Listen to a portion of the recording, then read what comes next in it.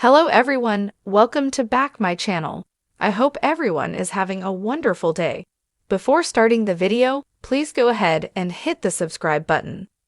In his office, Kane shows Chance the security footage that he has been gathering, and the cop questions why they were being monitored. Kane assures him he hasn't been spying on anyone's bedrooms. He's confident the footage will clear him. When they get to the moment when Damien was attacked, the video blanks out. Kane freaks and Chance asks who else has access to this room and the equipment. Ashby explains that would be Amanda and Carter. The cop is confident that one of them messed with the footage. Why would I erase the only footage that would prove that I'm innocent? Kane asks. He needs to get to the bottom of this more than anyone because his freedom and life depend on it. Jack and Diane come upon Billy in the dining area. Groundhog Day again, Jack complains. Billy guesses they didn't hear the big news and fills them in on Damien getting a knife in the back last night. The question is who did it and why. They agree this is awful. Billy explains that someone hiked down the mountain to get the police, but Chance has been investigating so far.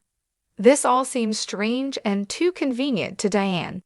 She speculates that all the random events must be connected. The killer is out there, and they are trapped like bugs in a jar. Diane notices Sally isn't present and says none of them should be alone right now. Billy changes the topic to Lily and Damien hooking up. Jack assumes he's suggesting Kane killed Damien out of jealousy. His brother hopes that's not true because it would put a stop sign on his business deal. This leads to Jack arguing with him about his priorities. They bicker about Billy sidelining Abbott Communications for a chance at Chancellor. Billy is determined to get it back.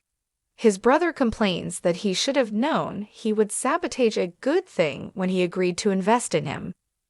Deanne is sure Kane wouldn't kill someone with so many people around. Billy suggests that Kane simply ended up in the right place at the right time. Whatever you think, whatever you heard, I had nothing to do with Damien's death, Kane insists as he joins them. He announces that he was the intended victim. That's why he invited Chance. But he didn't think that the killer would make a move while he was surrounded by people. Jack asks who is targeting him. Kane doesn't know. Billy suggests it could be the Newmans. Kane explains that Nick made it clear he would do anything to protect his family. Jack thinks the suggestion that Nick tried to kill him is preposterous, but Billy isn't so sure. He's seen him lose it, and he could easily go too far. Kane's sure that's a real possibility. Standing in his towel, Kyle answers a frantic tapping on his door. It's Audra with horrible news. Damien is dead. It doesn't even seem real. It's shocking that he was stabbed. Poor Nate, she frets, adding that this will break Emmy's heart. All she wanted was for Amy and Damien to make peace before she died. They did, and her friend was getting better because her son was in her life again. This news could destroy her. Audra wants to call home, but can't, so she doesn't know who to turn to. The moment Nate and Amy learn what's happened, their hearts will be smashed into a million pieces. Audra admits she's a mess. Kyle says she can stay as long as she needs to. This all feels like a bad dream to her. They discuss how freaked out Lily is, and her suspicion that Kane killed Damien.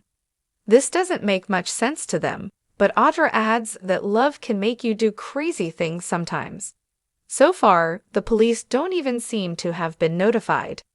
Phyllis walks into the club car where Sharon and Nick are eating.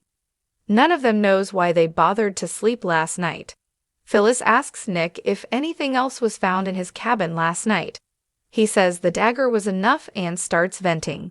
He's worried about his parents. His father is ready to throttle Kane. Sharon is sure things will be sorted out once the police arrive. Nick doubts that Kane has even sent for them. Phyllis reminds Nick that she was with Kane last night and he couldn't have framed him.